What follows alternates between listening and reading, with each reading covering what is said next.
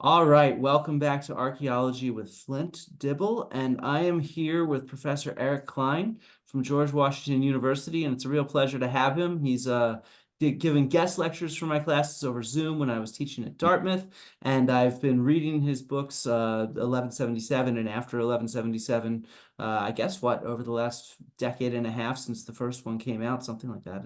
When did the The first one decade, come out? 10, Yeah. 10 years. It came out in 2014. Yeah. 10 years ago. Okay. I have to tell you, I got to be honest. My first encounter with 1177, I have to say, it was with a group of friends and we were making fun of you.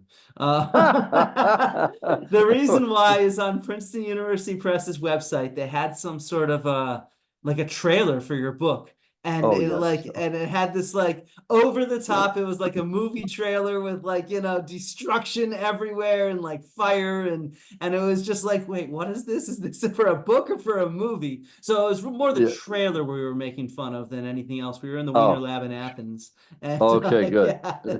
Yeah, well, that was really fun.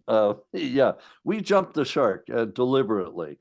Yes. So the backstory. Do you know the backstory? The backstory is that Rob Tempio, my editor at Princeton, we were getting ready. The book was getting ready to come out. He says, "Okay, now I want you to make a book trailer." And I said, "What the heck is a book trailer? I've never heard of it." And he's like, "Well, it's like a movie trailer, but for a book." I'm like, "Oh, uh, do people do this? Is this a thing?" He says, "Yeah, it's a new thing." I'm like, "Can you send me some examples?" And so he sent me one of this poor guy standing there with his book on a college campus saying, "I've just published a book. Can you publish it? Or no, can you buy it?" And I'm like, and That's I not much of called, a trailer.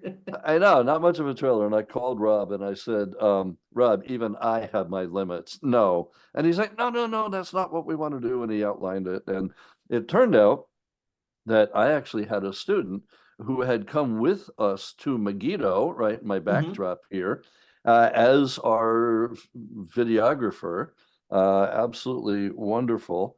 And he agreed to make the trailer. And so I worked with him very deliberately. And Okay. I'm like, we need to make it so over the top that it's memorable. And and I think you will agree, memorable comes to mind. Oh So yeah, it was memorable. Like I said, I was a grad student at the time, and so me and the other grad students were like, "What is this book about? How over the top is this gonna be?" And literally, I yeah, got back from Greece, and I was at Cincinnati, and I was teaching.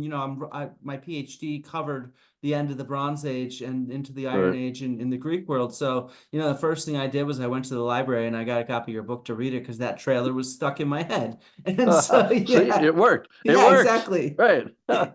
Well, the funny thing was that for about the first year of me giving lectures, I would start with a little bit of a story and I would ask the audience, "Do you want to see the trailer? If you don't want to, not a problem. But if you do, yeah."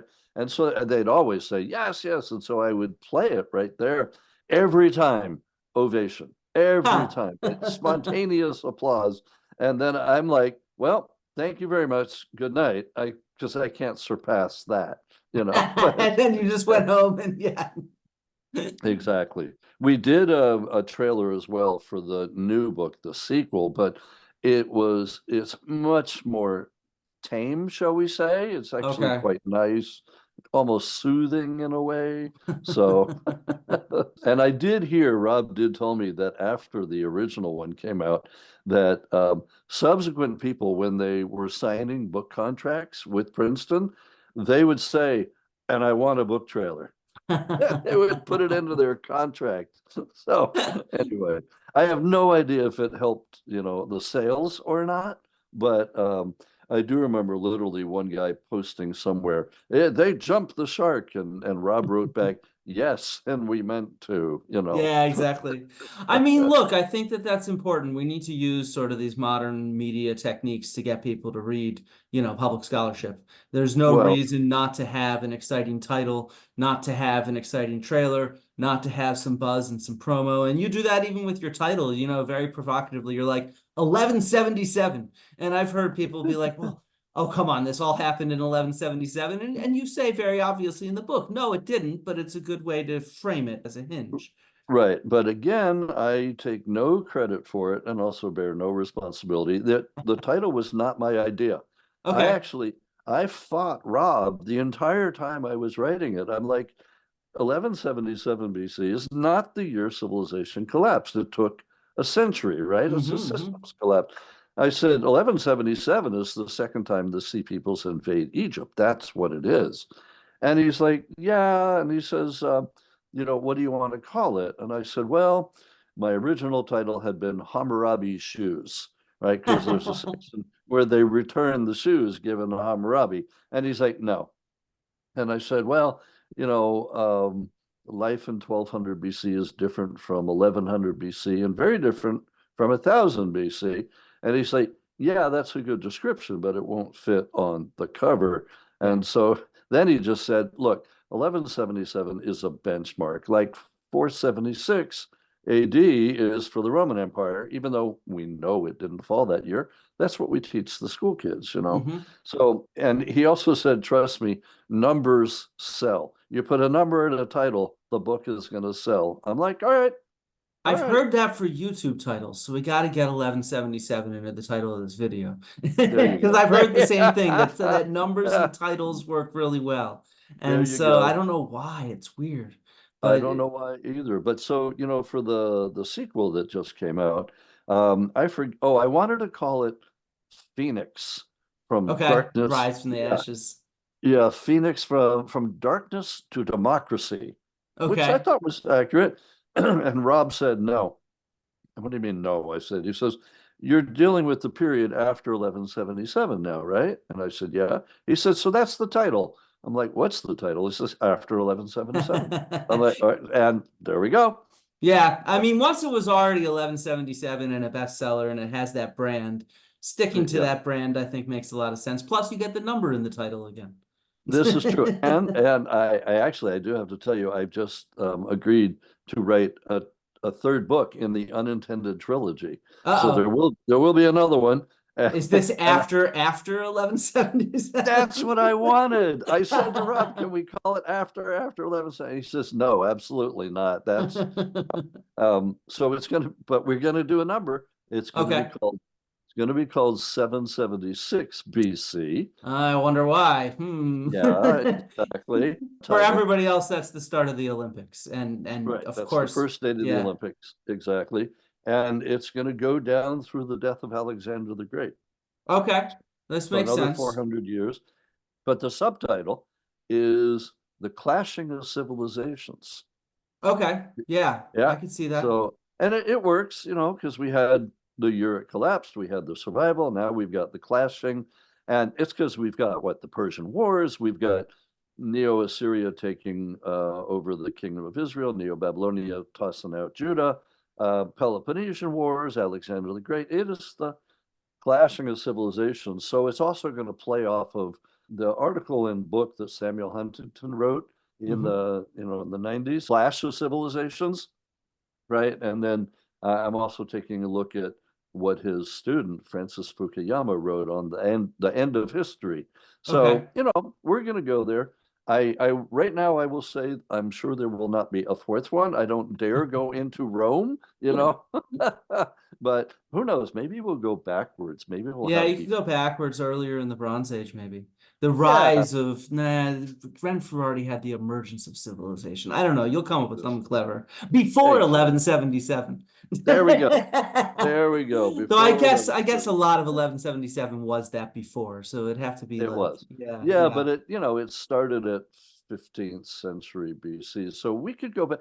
I mean, it would be kind of cool to do the third millennium and early second. If we could go back like to the early Hellenic period in Greece and Yeah, I do, was thinking the same thing even while reskimming some of this to talk to you because there's all these parallels and resilience after the end of the Mhm. Bronze Age that you can also see at the end of what some climatologists call the 4.2K event. So after Exactly. the end of early Bronze Age 2, where you have that kind of another kind of collapse type situation. Yeah, Exactly. there's a lot Right, of right. interesting parallels. Yeah, we could do 4.2, and that gets into all of Harvey Weiss's stuff. And I Yeah. was his student at Oh, Yale. were you? So I didn't know that. Okay.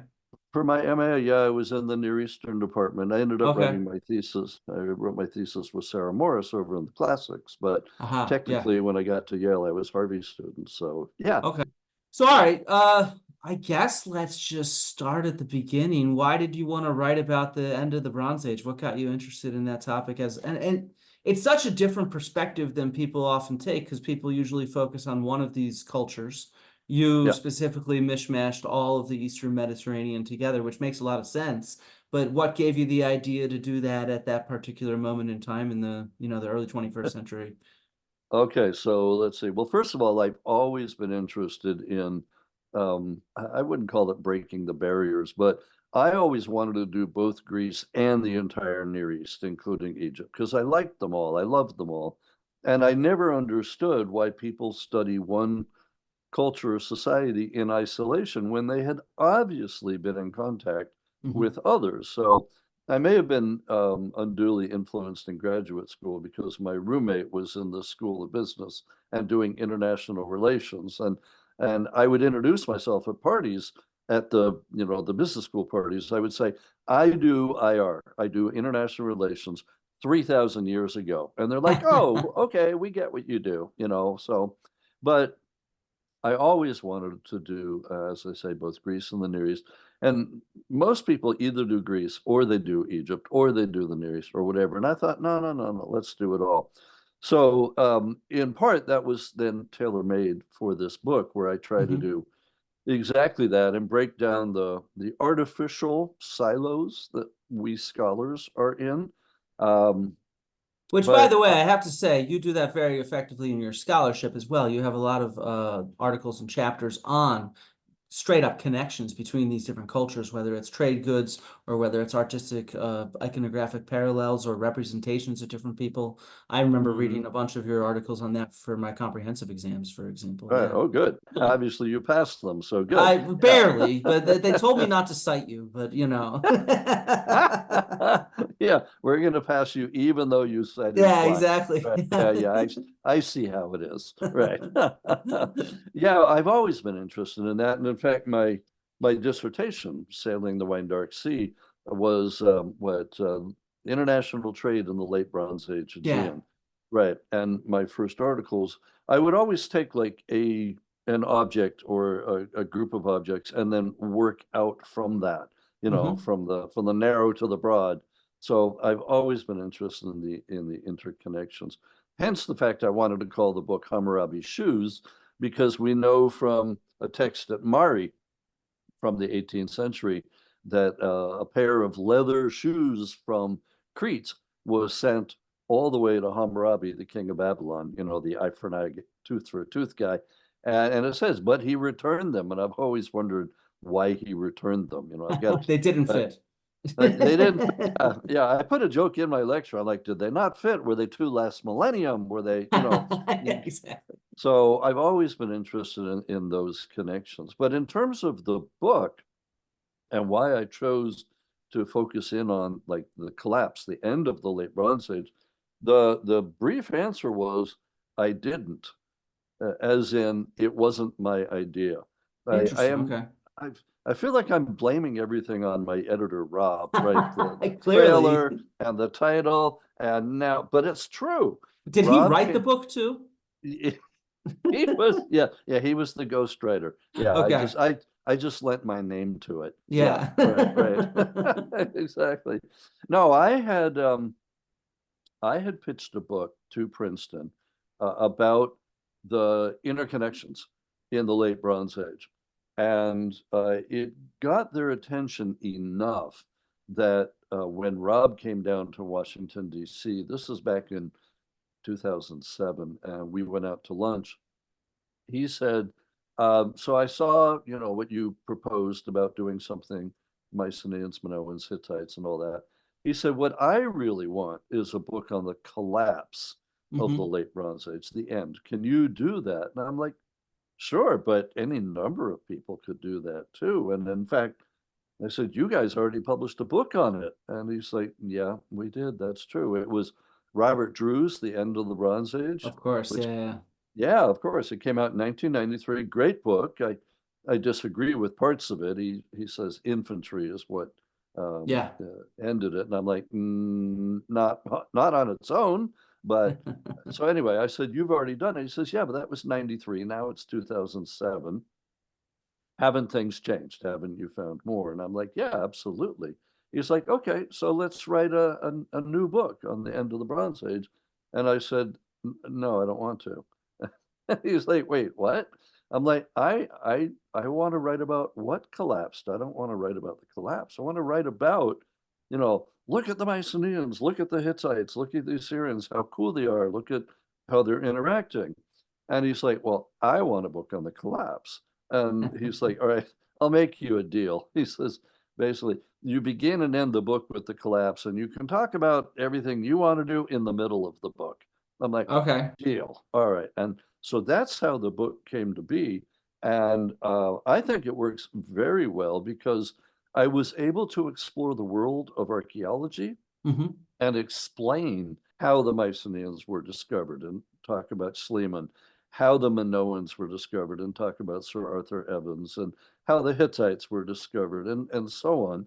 And I walk the reader from the 15th century down to the 12th century, setting the stage for the collapse. And Hmm. then I go through the various possibilities for why there was a collapse.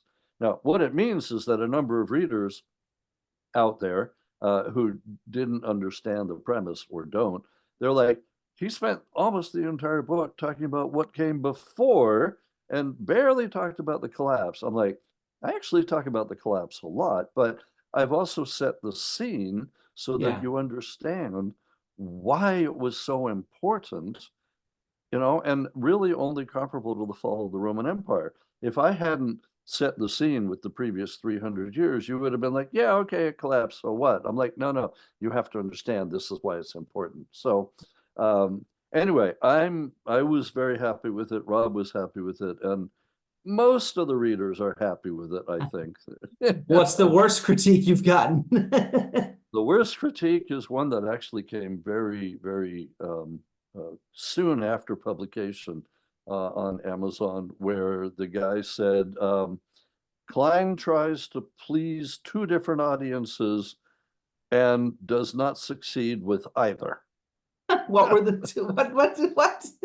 I guess the He academic and the public or something like that. exactly, Huh. exactly. You know, The I mean, academic and I public, think yeah. what you do so well with your writing is actually you do hit that very well, both That's good. audiences. I mean, in the sense where you explain things clearly, where it's understandable, but you don't Mhm. dumb things down.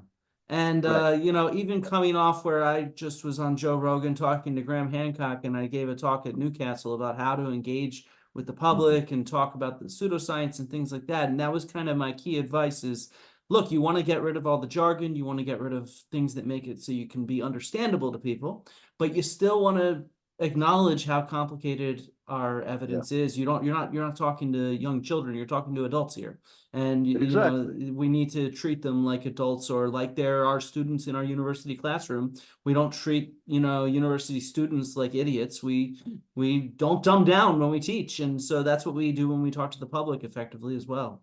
Yeah, or Yes, write for the public. Yeah. right. You don't dumb it down, but you make it understandable, Yeah. right? And that's what you did on the Joe Rogan show, for example, which was great job, by the way. Mm. And you took out the jargon and you Yeah. just said, look, here's what we know. And so that's exactly what I try to do. For example, when I'm lecturing about 1177 and I talk about the dry event, as the Hmm. scientists said, and I look at the audience, I'm like, that's jargon. Dry event, come on, it's a drought. And they're Yeah. like, we understand the drought. I didn't understand dry event, but drought. So yeah, it's not dumbing it down, it's putting it into plain English, if you will, and which is what we do in the classroom. And I try and write, originally, she's now passed away, but I was writing for my wife's grandmother, Honey Huh. Schwartz, right? Okay.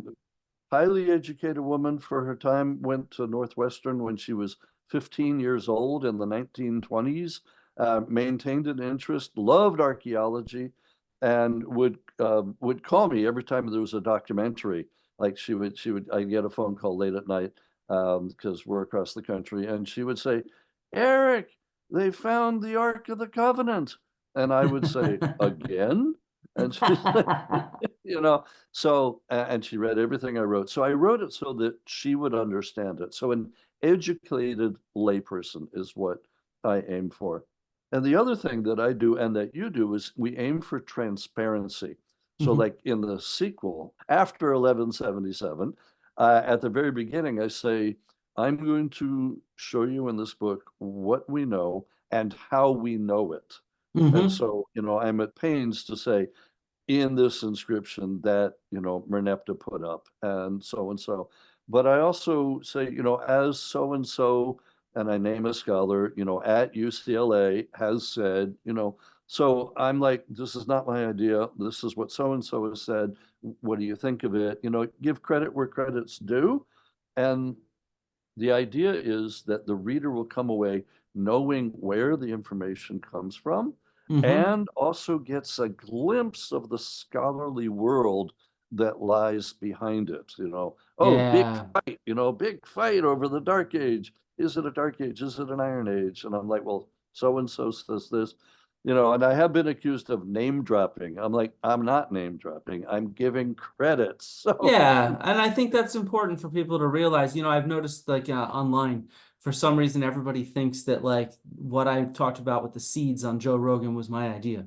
And it's like, no, this adaptation in seeds has been around since like the 1970s and 80s. And more research just confirms that it's not my idea. It's yeah, just I was presenting what I teach about, which is the domestication of plants and stuff like that. And I exactly. included some sites that I've worked on and stuff like that, but it wasn't like, and so on all my citations were right there. But yeah, of course, it goes by fast. And I think Right. people on podcasts are so familiar, they think everything is the idea of whoever's saying it. And as scholars, so much of what we do is collaborative and collegial, and it's based on what we read. And then we re-synthesize that in a sense, but it's still not all our ideas, you Right, know? exactly, exactly. And that's part, I see podcasts now that talk about the fall of the late Bronze Age and some of them are very good and say, here's what I'm basing it on.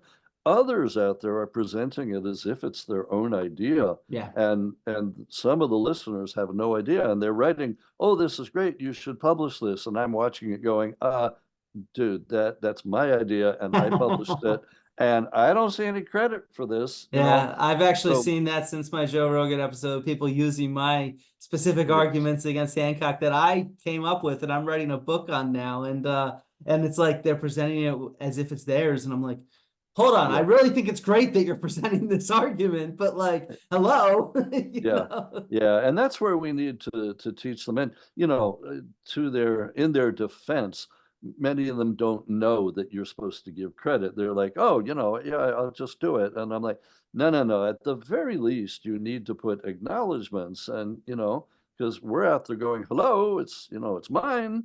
Yeah, But if you're not in the scholarly or academic world, you don't realize the nuances or the courtesies, shall we yeah, say. So I love the fact that the late Bronze Age, the collapse, is out there so much that it's on all these YouTube podcasts. I love the idea that everyone is learning about my favorite period, and that the Sea Peoples become a meme. But I'm also like, you need to give credit for where this came from. So, yeah, yeah. yeah. Anyway, it's minor in the long run.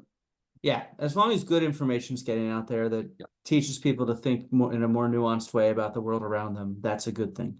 exactly, In the long exactly. run. Yeah. So all right, let's delve into some of these tricky things then. How would you define collapse? Oh, oh, oh, Explain to yeah. everybody who's listening, what the heck does a societal collapse actually mean? And are we facing one right now? Yeah. So much for starting with a softball easy question. No, no. No, it's right into the deep end. Yeah, right. Okay, so actually interesting that you ask about that. So the whole idea of a collapse is so, wow, fraught, shall we Mhm. say, and it's so nuanced. And one person's collapse is another person's transformation. When 1177 came out, 2014.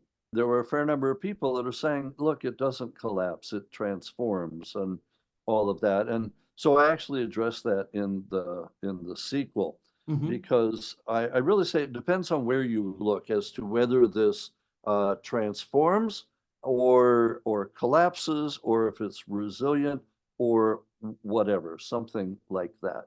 I ran a seminar at JW on collapse and asked them what they thought. And so, we came up with our definition, but it means different things to different people. Of course. And so there is no good definition. What I said finally in the sequel is the late Bronze Age is both a collapse and a transformation. But again, as I just said, it depends on where you look. Hmm. And what collapses, I've decided now that I did the sequel, what collapses is the network that connected everybody, right? Okay. The globalized network. The network goes down, right? It's kind of like a Star Wars sort of thing, right? Everything. Hmm. Hmm. But the individual societies, some of them go down and some of them do not. And so I end up ranking them and discussing them. Yeah. And some of them are extremely resilient, including even anti-fragile, Yeah, you which is a mentioned that. term I Yeah. took from Nassim Nicholas Taleb, that they flourish in an age of chaos, and others go down completely and disappear. So, Phoenicians and Cypriots do extremely well, but Hittites, no. Mycenaeans, Minoans, no. After, within a few centuries after the collapse, nobody calls themselves a Mycenaean anymore, right? It's unrecognizable. So, but this is not just for the late Bronze Age collapse. It's for all collapses. Hmm. Maya, the collapse of the Maya, hugely debated as to what caused it. Was it actually a collapse? Did they just transform? Same with Harappan, same with the fall of the Roman Empire, to give you Of an course. Yeah. information. Yeah. Yeah, exactly. So I had an entire seminar that I taught at GW where we worked through the penultimate version of after Aha. Nice. 1177. And boy, did they argue about a definition of collapse. So yeah, because I taught a similar seminar. You zoomed in for it, where we read Yeah, your second edition of 1177, and we read Kyle Harper's Fall of Rome or Fate of Rome, I think it's called, and Guy Middleton's book on collapse. And so we had some lively discussions on what collapse means, and it yeah, really was eye-opening for the students because what I find is general public and students think that collapse really just means, the world is over, most people die, and everything like that. And it's like it really opens their eyes to realize that the fall of Rome does not mean that like every single Roman is dead 100 years later, right. And a lot of reading for students to realize this because we live in this world where we're worried about collapse because of climate change and other things. And we envision it like as Waterworld or something like that, where just society's going to be gone, people are all going to be wiped out, and it's fire and brimstone. And it's a real effort to explain to the public and students that that's not what collapse Yeah. usually looks like historically. And I've always wondered, in the case of the late Bronze Age, did they know they were in a collapse at the Hmm. time they were collapsing? And all of that for me is extremely relevant to us today, right? Hmm. Because I do think that we are partway into a collapse. A Look at transformation. absolutely everything that's around us right now, but look at all the people that deny there's climate change, that deny there's Yeah. anything wrong. And I'm like, whoa, for me, that's a problem. But Yeah. I also don't know if people realize they're in a collapse until they look back and go, whoa, whoa, yeah. But when you do collapse, the one thing that I would agree with, and this again goes back to Joseph Tainter and the Collapse of Complex Civilizations, the great book and published in 1988, I think it was, where the idea of collapse and of systems collapse, to go back to Colin Renfrew in the Hmm. 70s, Hmm. where you go to a lower level of socio-political economic complexity, right? You kind of retreat back.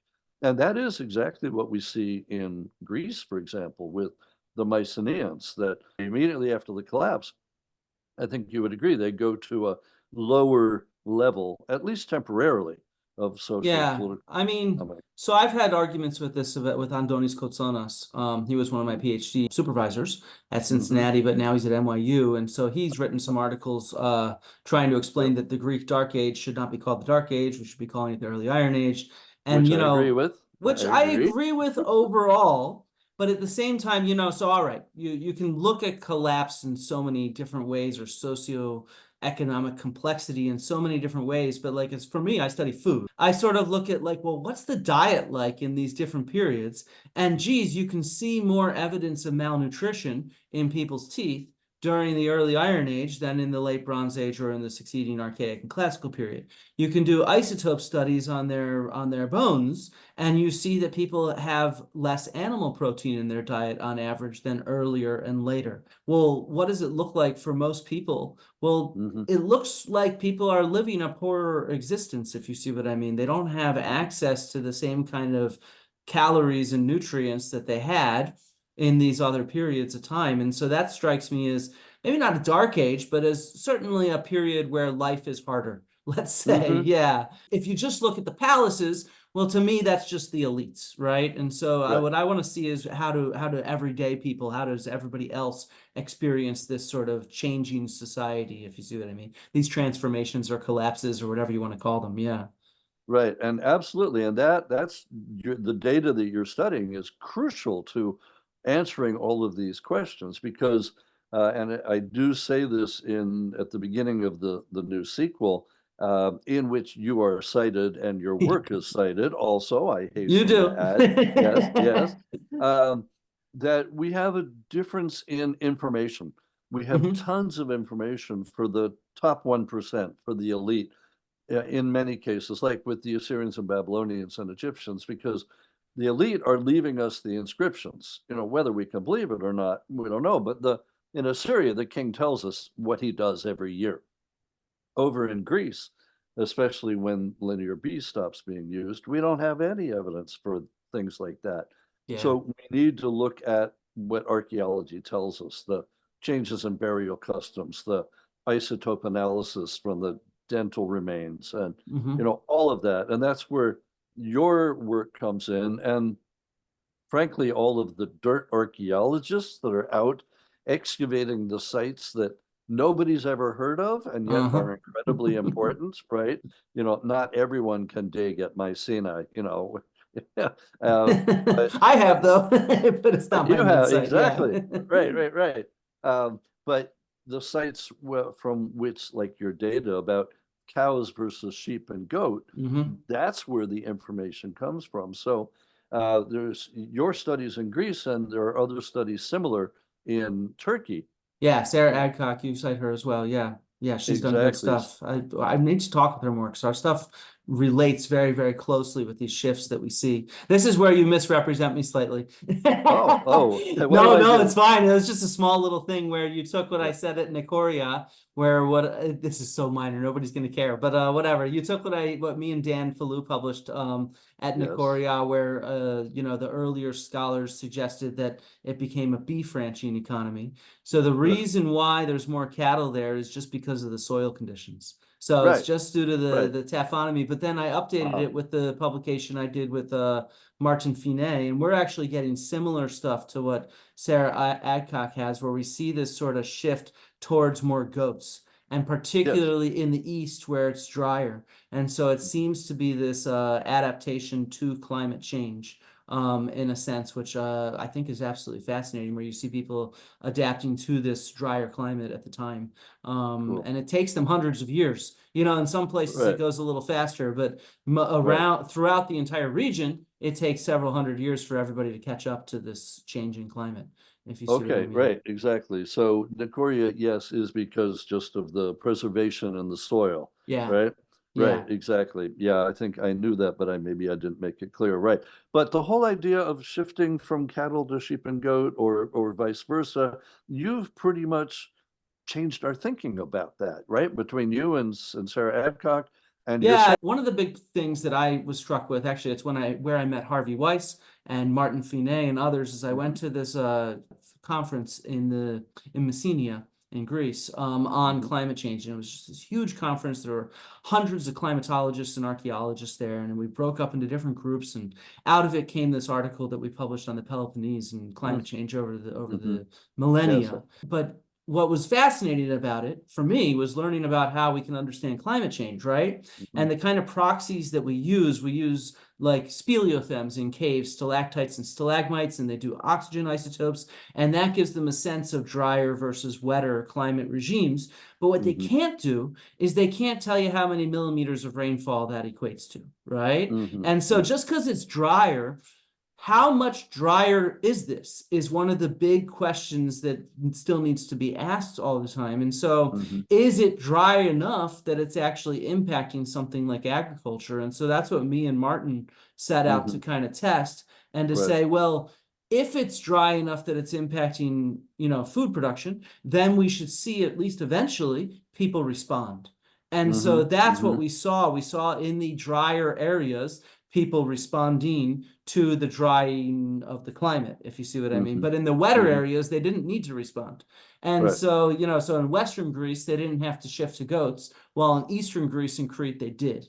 And so that told me, this is harsh enough climate change that people need to respond.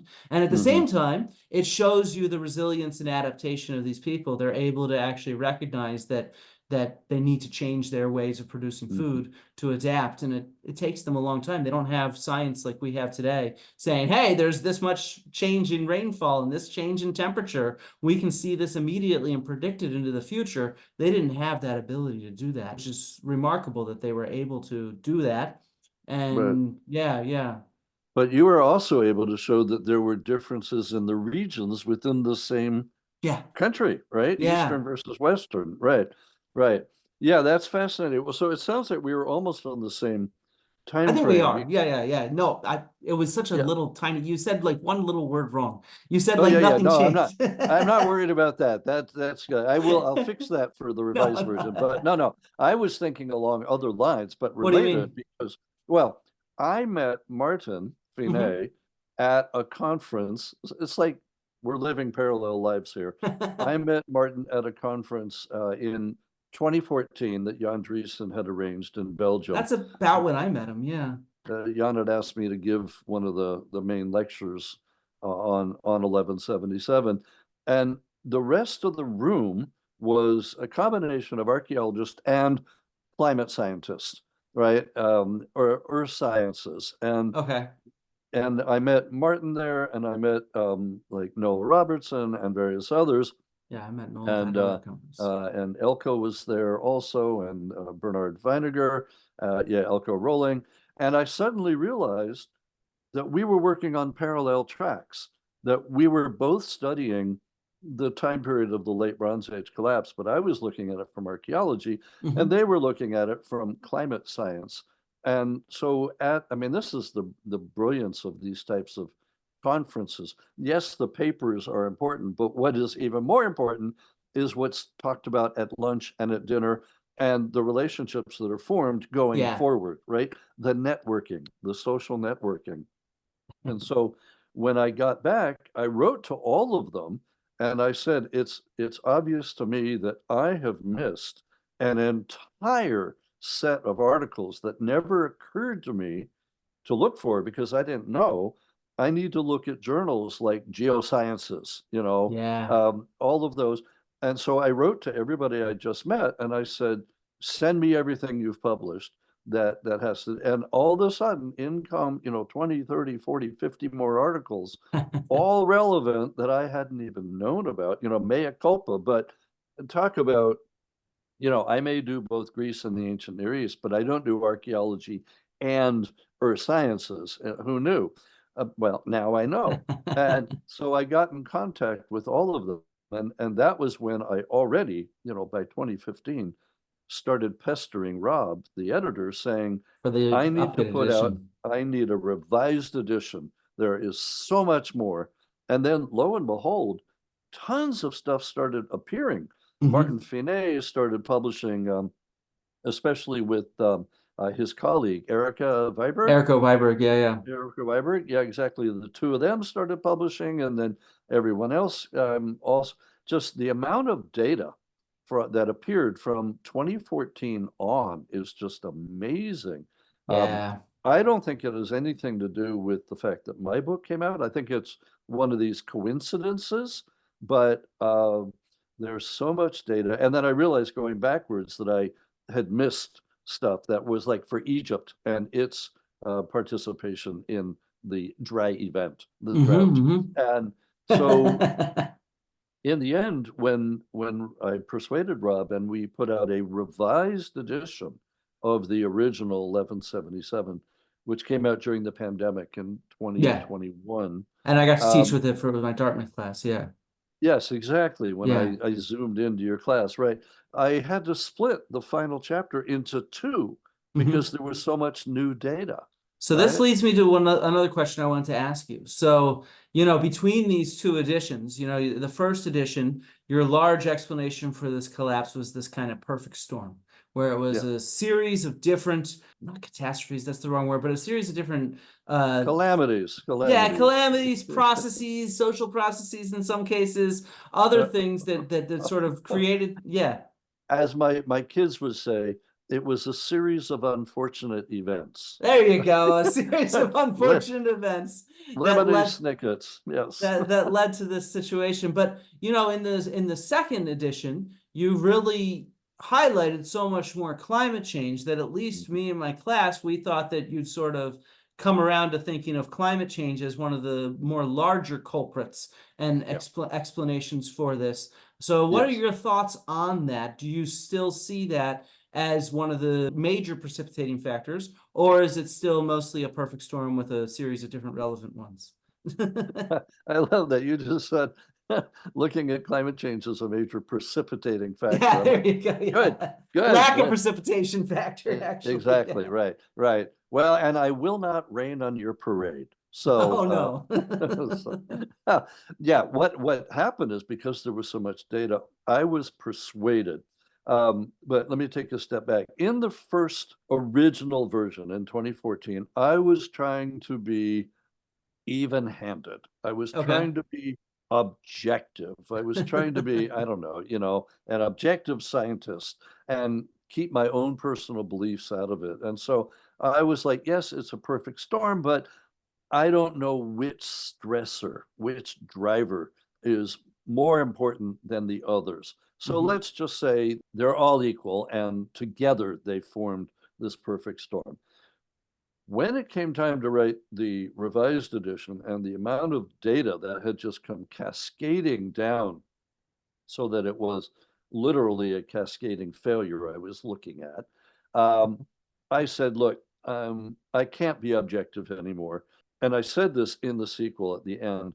If I were to rank them, I would now say that climate change was the primary driver, the primary stressor from which many of the other things came. So from climate change and lack of rain, you get the drought. From the drought, you get famine.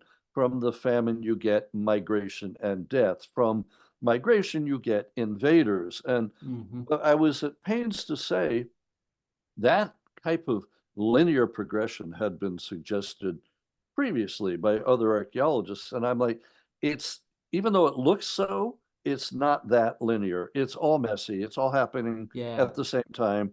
But I do think that the initial trigger really was the thing that pushed them over the edge was the climate change and the fact you have this drought. But I also say, I'm not sure if I say it in the book, but I definitely say it in my lectures. I'm not jumping on the climate change bandwagon just because it's the flavor of the year.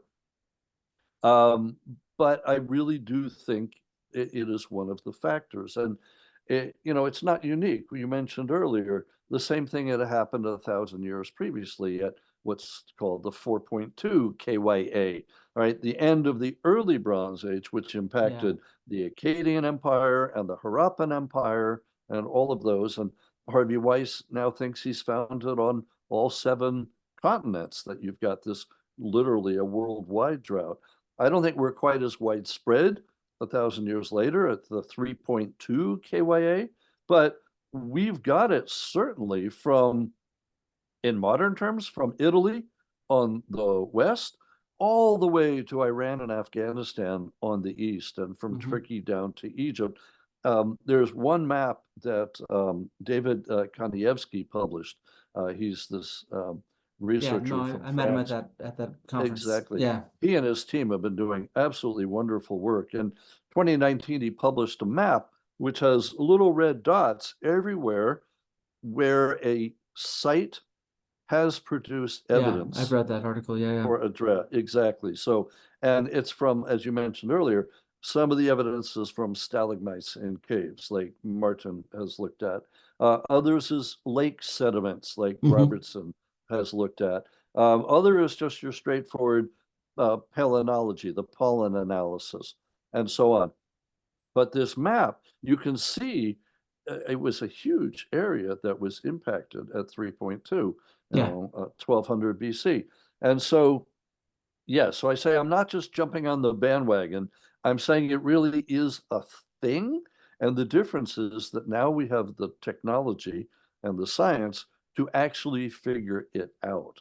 So, And yeah, I think the reason the bandwagon is there, to be fair, and the reason why there's been this flurry of research is because people are worried about modern climate change. So there's a lot more investment into studying ancient climate change, which yes. is, you know, I think very valuable for understanding the past, because if you look at articles that discuss climate change from like the 60s, 70s, 80s, 90s even, they are working with really iffy data. They're working with kind of modern precipitation data, and that's kind of all they have to model off of.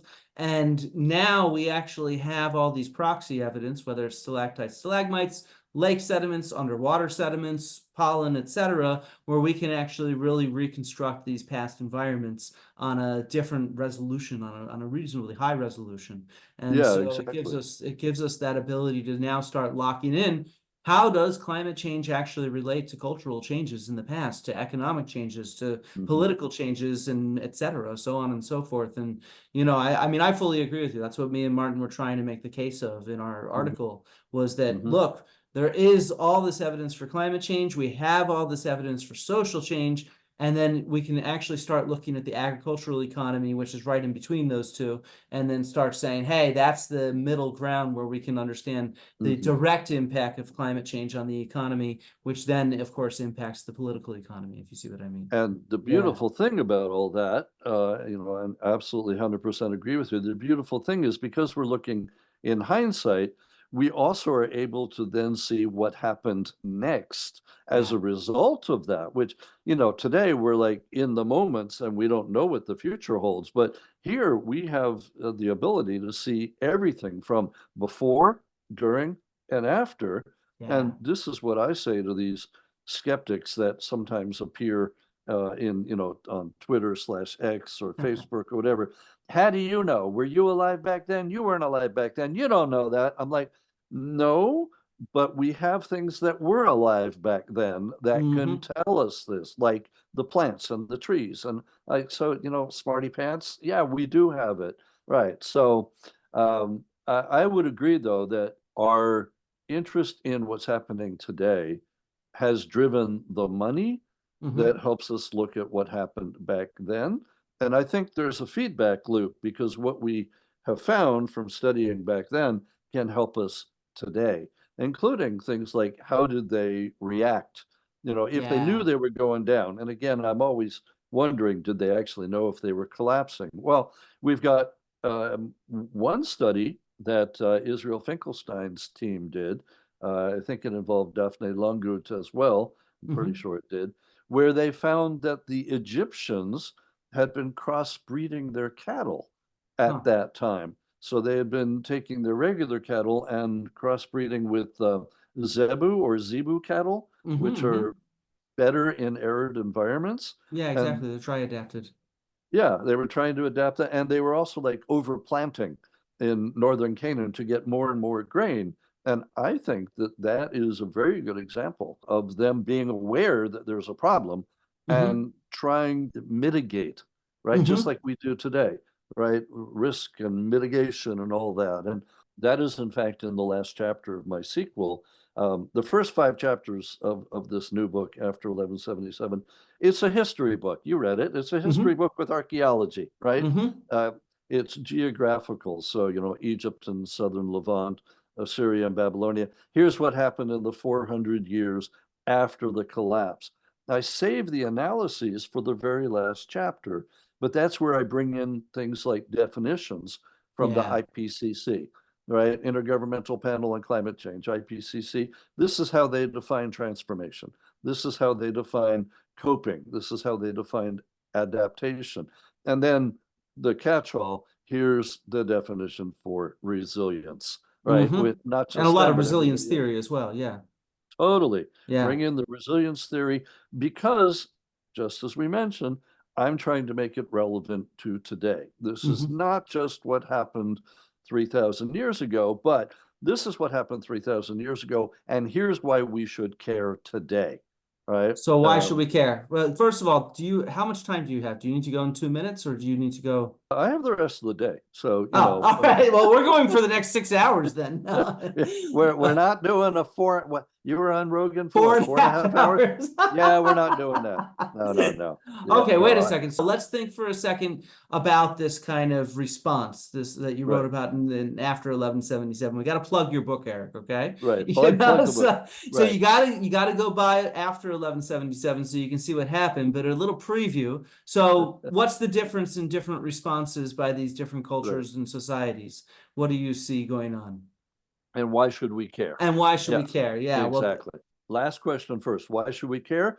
Because they collapsed essentially, right? Their network world collapsed, let's put it that way, mhm. 3,000 years ago. And they had many of the same factors that we have today. So if we've got the problems that they had and they collapsed, then we should be worried that maybe we're Wait, going down wait, that wait, same wait. road. They didn't Right? have smartphones though, did they? No, they Are didn't they work. weren't worried about their 4G network going down. What do you mean? How are they similar to us today? So, all right. So to use what Sue Sherritt, who's now at Sheffield, Mhm. has said, we had a globalized Mediterranean at that time. What we have, and this is partly the original book as well, we have what my wife, Diane Harris Klein, would call a small world network. This Mhm. is in social network analysis.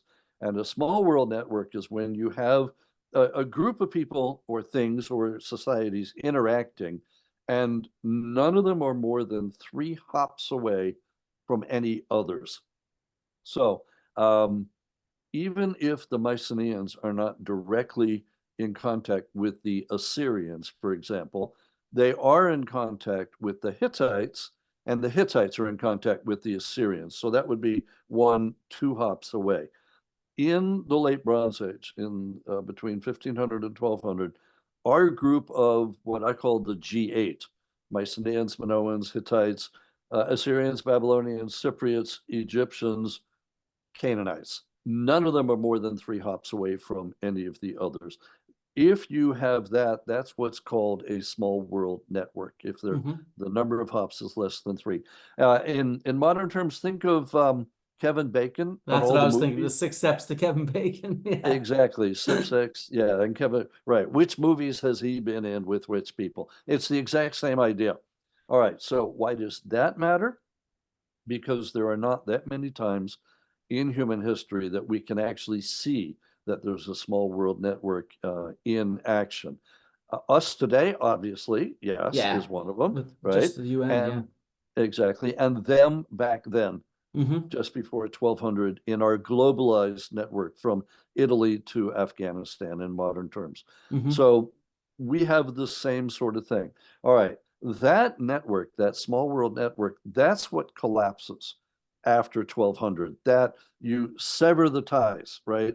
Supply chain issues, you name it, they had it. Big debate. Could they get tin anymore? Hmm.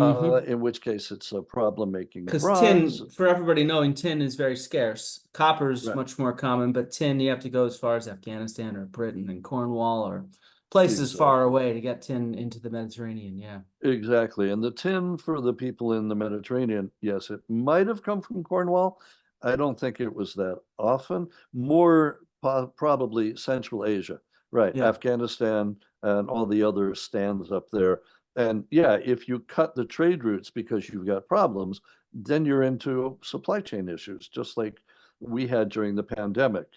And for them, as Carol Bell in England, actually, I guess Wales, has said, um, let's see, tin for them is like oil for us today, Yeah, right? That's seems like how you're right about important it that. was. She said that a while ago. I would actually say now you could compare tin to lithium and rare earth elements that we're Hmm. using to make chips that go into computers and cars and all that. That's how important tin was back then. Yeah. Right. So if you cut that supply chain, you're in trouble. So they had, again, to come back to your original question, they had lots of things that we have today. They had, and we've already mentioned them, drought, famine, invaders. They even had disease, right? You Hmm. remember we had that little thing called COVID a couple of years ago. You may remember that. Yeah. Or as I call it, the before times and the after times, Yeah. right? Yeah, exactly. And the revised version of the first book came out in the middle of that. So we had a pandemic.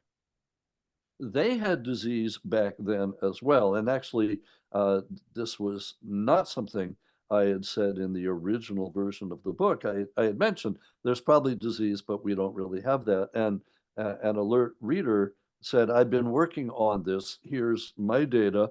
And in the revised version, there he is. I put him in Hmm. and his work.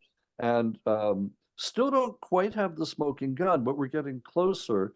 For instance, we know that one of the Egyptian pharaohs, I think it's Ramses the fifth, could be the sixth, I think it's the fifth, around about 1140 BC, has smallpox, Yeah, okay, yeah, you wrote about that in right? the after 1177, yeah.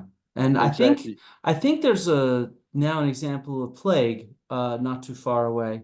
That Earlier, Johann slightly, Kraus, yeah, slightly earlier that him and his team have found or at least presented on. And yeah, so I mean now as we do more DNA from the plaque in people's teeth, the dental mhm, calculus, we're going to have a much better sense of sort of pathogens in the which, past, where and when they are and what they are. And I think that'll put together a whole new approach to understanding the past as we can start to see disease right, moving around. And that's not going to hit every kind of disease, unfortunately, but it will get a lot of bacterial type diseases in particular that will show up in people's dental calculus. And so, which is yeah, wonderful, wonderful, wonderful. I mean, because we know from the texts, we yeah. know that the Hittite royal family is wiped out by a plague.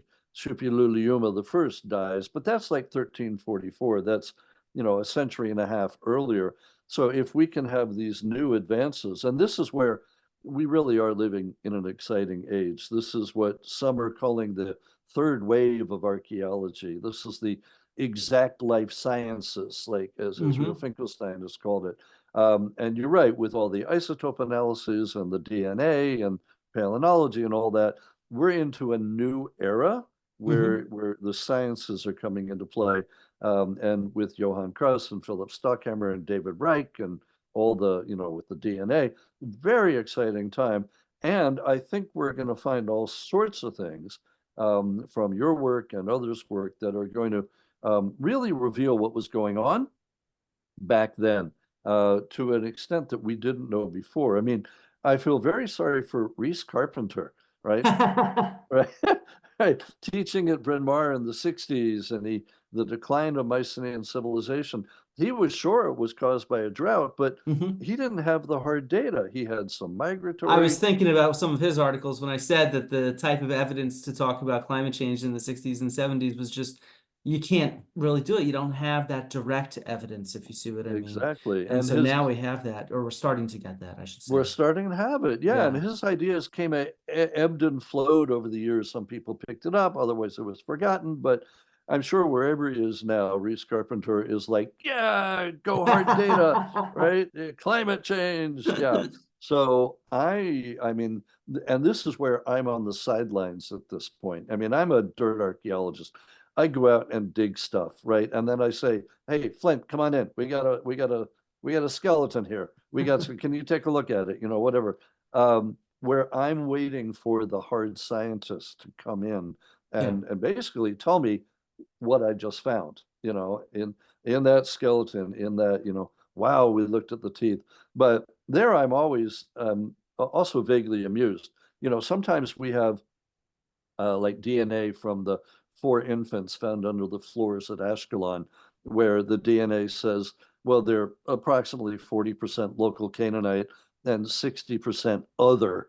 And the Hmm. computer model would suggest other being Crete or Spain or Sicily, which is great. But other times, like there was, if I remember correctly, it was a study of some of the burials at Mycenae in the shaft graves, and they did isotope analysis. And they said, they're not local. And I'm like, they're not local. Oh my God, they're like from Egypt. They're from Turkey. They're like, no, they're 5 kilometers away. I'm like, Different that's still geology is what that is. That's strontium. exactly Yeah. right. But I remember a friend of ours in Maryland here out on the Eastern Shore, and we were at dinner, and we said, so are you from around here? He says, oh no, I'm not from around here. And we're like, well, where are you from? He's like, I was born 10 miles up the river. Yeah, I'm like, exactly. wait, that is from around here. He's like, oh no, no, no, that's 10 miles away. So, same sort of thing And here. So yeah, look, distance is all relative in the end, right? exactly. Right. How we Right. interpret that stuff. And sometimes, one of my big issues sometimes is I think isotope people, DNA people, I just gave a talk on this at the SAAs last month, where I think we're in this transition to this new sort of evidence, and Mhm. people are really trying to put together these big pictures Mhm. before we actually have the foundation to do Right. that. And so, Right. you're doing like one or two DNA samples at a site, and then you're trying to put together population history, or even 10 or 20.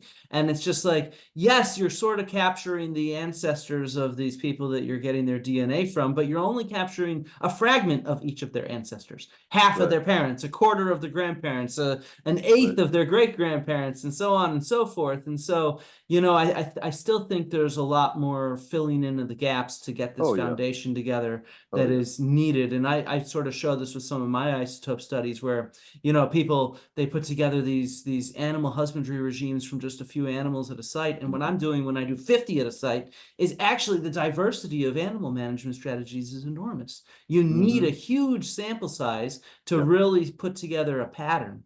Right. And it's really expensive and it's very laborious and And and time yeah. consuming and money. Yeah. Yeah. Yeah. And so Yeah. it's the kind of thing that I think we need more people that sort of have both archaeological experience that can think about the history of archaeology and how things have progressed slowly, as well as training in these kind of new methods. And so I think that that's really important to combine Right. dirt archaeology, history, and then, archaeological science, if you see what I mean. And Yeah. that's where, I mean, archaeology throughout its history has been wonderful about collaborating Yeah. across the disciplines. But we need the DNA people, for example, more than ever now. We need the chemists. We need, Mm-hmm. right. So, and yeah, like the 4 little kids that I mentioned buried under the floors at Escalon, that sample is way too small. That's only 4 kids, Yeah. right? We would ideally need 200, 300, whatever. But even so, we also want to focus on the individuals. And I'm Mm-hmm. thinking here, as you were talking, I was thinking about the Griffin warrior at Pylos, which Jack Davis and Sherry Starker have been I was excavating. field director. I excavated most of I that. was just going to give you credit. Yes, you were there I when jumped the it gun, first. damn it. You jumped the gun. There I was about to shower you with praise, which I will still do. But yes, so you were there when it was first found. Yeah, So, yeah. like my question to you would then be, since you've actually found Mr. Griffin Warrior, right? Mr. I'm Warrior. hoping, Yeah. right? Would you be able to do, say, isotopic analysis on his teeth? Is there enough that remains? I don't want to have you let out any secrets, but Oh no, I'm not working on that because I do animal stuff. But no, I think they are doing isotope stuff, probably with that Lynn would be Shepherd's. That would be wonderful. my guess. Because I That know would be some of their wonderful. questions are where does this individual come from? Because they have that kind of Mhm. Minoan influence in the art Yeah, there and stuff. And so right. that should be testable, and I would imagine they're doing that. I could not. I'd be I would. surprised if they're not. Yeah. I would be surprised too. But Yeah. again, it depends, of course, on how much remains, right? Yeah. And I know it Oh can be, no, with you know, isotopes in enamel, that's pretty good. And the remains were in good shape. Whether there's DNA preserved, I'd still be willing to bet yes, because Yeah. there is DNA from other sites nearby, and so it's the same kind of climate regime, and it was deeply buried. And to be honest, the preservation in that tomb was spectacular Oh because it yeah. was full of bronze. So Yeah. bronze really helps organic material preserve. So when we first came down on it, right, we're about a meter and a half down. We have this huge stone in the way, which they published as a cover slab. I actually think it was a headstone because of the way it's Oh. shaped and the way it Ah. collapsed in up and Uh-huh. down. It's one of my Uh-huh. disagreements with Jack and Sherry. But when we came down on the bronze layer, there was actually still impressions of the wooden slats that covered it. Oh, And so how it was cool just is like that? in Oh clay, and my you could kind of scrape it. We took some samples. I'm fairly sure in their article on the stratigraphy with Takis Karkanis, they examined it and published it. I can't remember how much in depth, but I do remember them Mhm. discussing it and talking about the sort of the ephemeral preservation of this wood, largely due to the fact that once you got into the layer, it was more bronze than dirt. So Yeah. there's so much bronze there that the preservation was phenomenal. And so The I'd be willing to bet, though, if they've not already sequenced DNA, that they'll be able to. that would be Isotopes exciting. 100% with the teeth and stuff like that. They'll definitely get isotopes out of them. At So least carbon and oxygen. Yeah. that's great. So that's an example where it's a single individual, and Yeah. yet, you could tell all sorts of things. Yes, already we're trying to figure out the Minoan versus Mycenaean bit and all that. But this to me, and I was thinking about this as you were talking just now, in part because I just taught the archaeology of the Aegean Bronze Age this past semester. Hmm. I just finished the grading, but every fall Nice. I do intro to Congratulations. yeah, I do intro to archaeology every fall to 140 students, and we go through the history of archaeology. Um, the difference between the way that you and Jack and Sherry and the others who have been who so carefully excavated this one grave, this one warrior, and compare it to Heinrich Schliemann at Hmm. Mycenae, in the 1870-ishes, where he just, went through all six shaft graves, and oh my God, the amount of information we could have gotten out of the shaft graves at Mycenae if they were discovered today would be so much more. I mean, think how far archaeology has Yes. come in 150 years. I mean, it's just amazing. I got to study not that long ago when I was in Athens. I guess it was at this point almost 2 years ago, but we're still working through how to publish it. A small collection of animal remains from the treasury of Atreus. Just a Mm, tiny little thing. We actually think they're Byzantine in date after Katerina Duca and others have dated them.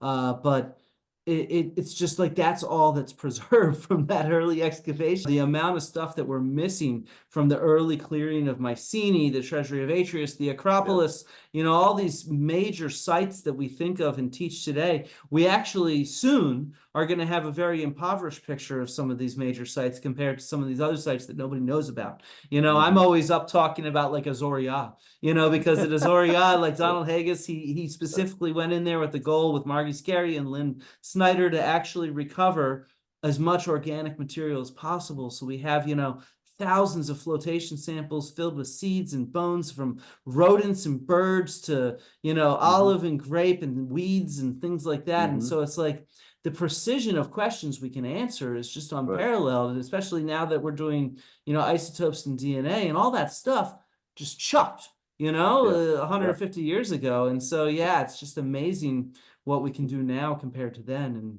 It's a yeah, very exciting time to be an archaeologist, yeah, absolutely.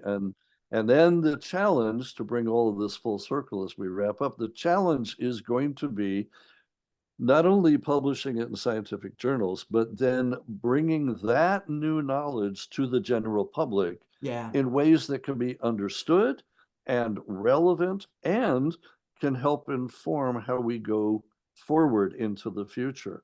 So I do think that studying the past is helpful for us in trying to figure out where to go from here. And I'm really optimistic that everything that you've just said is going to lend us a bigger picture and a more detailed picture Yeah. of everything that happened and will help us going forward. I agree. I think, you look at your examples of your different civilizations from after 1177, and you highlight sort of the Phoenicians and the Cypriots, and they adapted very well. What did you call them? Anti-fragile, I think, after and so Anti-fragile. what Yeah. what was their mojo? What was it that they had, do you think, that helped them to survive and thrive in Right. this difficult situation? Was it just that they were smaller city states, as opposed to some large imperial power or something like that? Or what do you think it was? So it depends in each case, and Mm-hmm. it would take several more hours to go through each one. But each one is different, and in part that's why it's hard to figure out what particular lessons we might have for the future. But um, yeah, I go through in detail in the book, and I won't spoil it, but I rank them as to Mm-hmm. how well they do. And again, using the IPCC definitions. So category one, which has Phoenicians and Cypriots, are the ones that are transforming the most, that are anti-fragile, that are able to be innovative and kind of turn on a dime. And so, for instance, the Phoenicians, who are simply the surviving central Canaanites in what is today Lebanon, they take advantage of the fact that Ugarit, the port city up in North Syria, was completely destroyed. Mm-hmm. And so the Phoenicians take over the Mediterranean. It becomes a Phoenician lake, as one of our colleagues has called it. Um, and they spread the alphabet, right? Mm-hmm.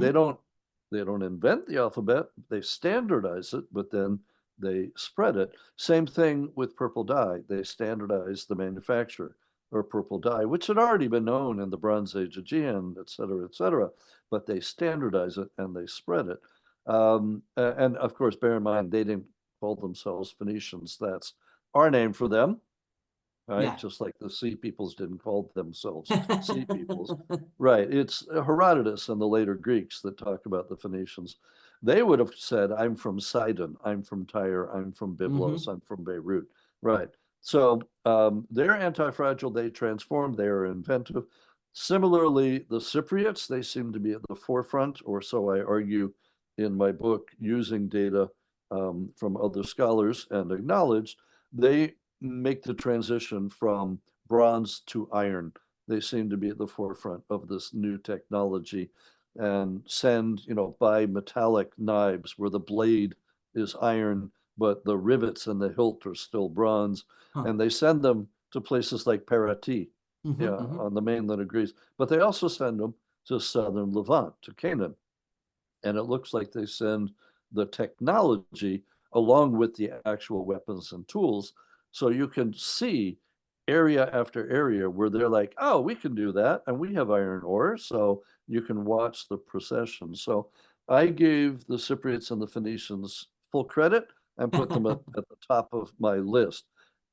Assyrians and Babylonians, they come in second. They managed to maintain things like their administration and the kingship and writing. They're still writing. They've still got grand inscriptions, still got large buildings. They managed to maintain, but they are hit also a little bit later than anybody else by drought and all that. They even resort to cannibalism at one point, they tell us. But overall, they managed to come through. They're pretty resilient. They adapt. So they're in my category too. Egypt, Egypt copes. And so they're in my category three. Mycenaeans and Minoans are in category four, which some might argue they should be up higher. But my point was that after about 1050 BC, pretty much what we had seen as Minoan and Mycenaean society has gone away. They've now, in the case on the mainland, they've almost had to start from scratch again. Mm-hmm. And on Crete, it is what Sarah Wallace has called a successful collapse, but you still, you're still on your way to archaic city states and a kind of a different society over Yeah. there. It's not to say that everything completely shuts down. I call it a permeable membrane So some stuff gets through from the Bronze Age. Like we still have the names of the gods and goddesses, right? Yes, Zeus, as heck, Emperor. sacrificial ritual continues in a similar way. And Uh, places like Knossos still sort of thrive. I'm in the process of exactly. finishing up an article on Iron Age for Roman Knossos on the animal remains there with Valsia Ezekielu. And so, you really do see it's a successful, thriving community, even if it's not the giant palace that was there beforehand, Yeah, it's not right. that, but it is still a very successful, thriving community of people. Yeah. Exactly. And teams like Andonis And Donis led Koutsounas, Todd larger than Whitelaw, that's it. Knossos Yeah, Urban Landscape Project, Culp with Todd Whitelaw. Yeah, exactly. And they found that Iron Age Knossos is larger than we had expected. expected. Yeah, Right. So exactly. Yeah. yeah. In fact, But it's very different from what we expected. For a while, people thought because of where tombs are that it was a series of tiny settlements that only later on merged. But it turns out from the surface survey that it's actually one reasonably large settlement, and those tombs are on the outside of it. Yeah. right. So here's where, and I'm at pains in the book to, and I give a table and then talk about my rankings. But I say, look, this is kind of a gut feeling. I assigned, a 2 if they did well in maintaining economy, a 1 if they did, partially, and a 0 if they didn't do well. And I did the same thing for the language and the economy and all that, and ranked them. But I said, I'm perfectly willing to change my mind. And if you can show me that the Mycenaeans or the Minoans actually belong higher up and that they were more resilient than I have given them credit for, then they should be. There's no way I'm putting me in category 1, but if they should be in category 2, we're number 2. We try harder. I'm dating myself with that, but um, what I've suggested is going to start the discussion. It's not going to Yeah. end it. And my ideas are not set in stone. So there are going to be some Mycenaeanologists that say we should be up in category 3 or 2. And I'm like, fine, tell me why. But they're down in number 4, where they're no longer Minoans and Mycenaeans after the collapse, but there are people living there. Mm-hmm. Mm-hmm. We're now thinking what between 40 and 60% died or migrated in the aftermath of the collapse, which is down from the estimate of 90% that they used to Yeah. think, right? Yeah. So not everybody died, but over in Mesopotamia, I've seen estimates of 75%. Yeah. So you do have to go back. Anyway, there is some survival, let's put it that way. Yeah, my takeaway from this book and my own research into this period is the importance of adaptation in a Mm-hmm. sense. Where the Mm-hmm. world changes around you, you need Right. to live in a society that is, and urge your own society, because we have agency, of course, in what our society does Right. to adapt to the times, because the times continue changing and we have to change with them. And so, Absolutely. yeah. And that's who survived back then. And that's so for an example, that's where the Hittites did not do it. Hittites Hmm. are down in my lowest category.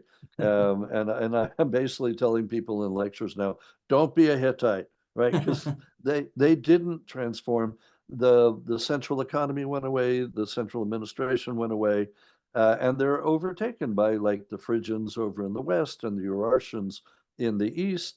But even there too, they are, I say in the book that the Hittites are more vulnerable and fragile than they had appeared. And same thing with the Mycenaeans. And this is what Hmm. various people like Joseph Moran are arguing now, that and even your work and Martin Finney and Erica and all that the Mycenaeans were more vulnerable and fragile than they appeared, right? They Hmm. may have been exploiting the lower class too much, etc. So that the gust or the stressor was enough to knock them over. And so the Hittites did not adapt and they go away. But even there, the rump states down in North Syria, which had been part of the Hittite Empire, they do continue on and they Hmm. continue Hittite writing and Hittite religion and all that. And I make the analogy to the British Empire having now disappeared. And yet, in portions of what was the British Empire, people still drink tea, they still play cricket, and so on. Same thing with the Neo-Hittite states. So even if you have a collapse, it doesn't mean everyone dies, and Yeah. it doesn't necessarily mean everything goes away. Mhm. So I am at pains at both the beginning and the end of the book to say it's both a collapse and a transformation. Some people do well, some people do not. It depends where you look. And from my point of view, and I made a table at the end, here's, some common sense rules we might want to try and follow that are lessons learned from back then. But in the end, I think my concluding paragraph says, I think we're probably going to collapse. It's not if, it's when. It's just a question of when, because everybody has kind of done that. And so I say, are we going to be Phoenicians or are we going to be Mycenaeans? Which one is it? And I and I say we're going to have to leave it to future historians to tell us what we were. And Yeah. that's the end of the book. Spoiler alert. Let's hope we are Phoenicians. I think that's our big hope, to Yes. learn from Yes. this and to, because, I mean, look, I think that every decision we make in our life is based on past experience, whether it's just how you make your breakfast in the morning or whether Yeah. it's the decision the President of the United States makes on how to respond to some tricky situation. It's Mhm. based on some sort of knowledge from the past. And so Yeah. we need to keep recovering the past and applying it to understand how to handle today's world. And Exactly. I Right. think, just to end, you wanted to end with your ending. I want to end with your beginning. You Oh, describe Egypt, and one of my favorite things there was you going into the depths on how mummies were moved around and how these tombs were looted during this sort of downturn in society. There was a lot of looting of tombs going on, and this really reminded me of conversations I've had with people where they're like, the pyramids were not tombs because we don't find any mummies in them.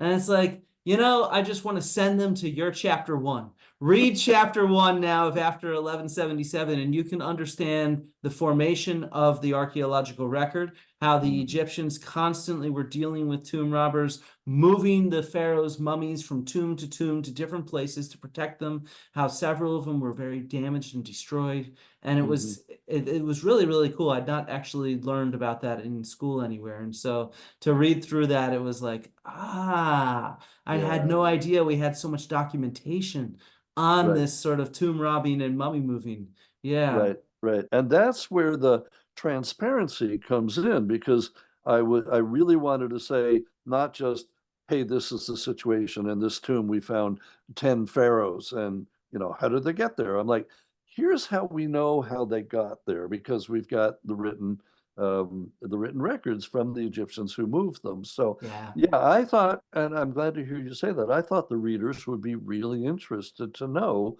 how do we know this? And we're like, yeah, Yeah. but also it really is cool. And can you imagine the amount of looting that had to have been going on, that it was such a problem that they moved Yeah. the bodies of And all the, not just from tomb to tomb, but to between different cemeteries in different areas of Egypt even. yeah, It was like that blew my mind. It was like yeah, and I'm thinking through a procession of moving a pharaoh's mummy from yeah, generations earlier between different cemeteries. And it's like, wow, that yeah, is huge effort to be able to preserve their ancestors and their heritage in the face of this kind of looting that's going on. And right. so, And then, yeah. yeah, but you also have to imagine, as you alluded to, that accidents happened. I mean, I don't know, they dropped one of the guys, and they're like, "Oh, put him back together," and they're like, "Well, just put that bone right there. Wait, that's the pelvic bone. Why are you putting it where the arm is? Nobody will know. Wrap it up. They'll never find out." And here you are, it's like 3,000 years later, going, "Why is this guy's arm in his pelvis?" Or yeah, like accidents happen. Anyway, it's cool. And I think it shows that they were human as well, just like Yes. us. They had the Oh. same problems. But it also does, for me, spell out just how problematic that time period must have been in Hmm. Egypt, that they had to rebury all of the pharaohs. Oh my God, the looting must have been intense. And Yeah. we know that from the records, right? Yeah. Because they captured them and they And put them to trials death. and yeah, Yeah, exactly. trials. Yeah, and you don't even want to know how they put them to death. I mean, yeah, No, yeah, no, I thought that was really cool. And like you said, it's a good lesson into how archaeology gets to where it is how we find it and why assessing it critically and in its context is really important. So Exactly. congratulations, Eric, on another great book explaining this stuff clearly and why it matters. So thank you so much. Yeah. Thank you, thank you, thank you, and thank you for having me on and allowing us to have this wonderful conversation. I hope that people do enjoy watching it on YouTube and the podcast. And again, wonderful. Keep on doing what you're doing, and I'll keep doing what I'm doing, and we'll go. We'll go. Exactly. Yeah. Perfect.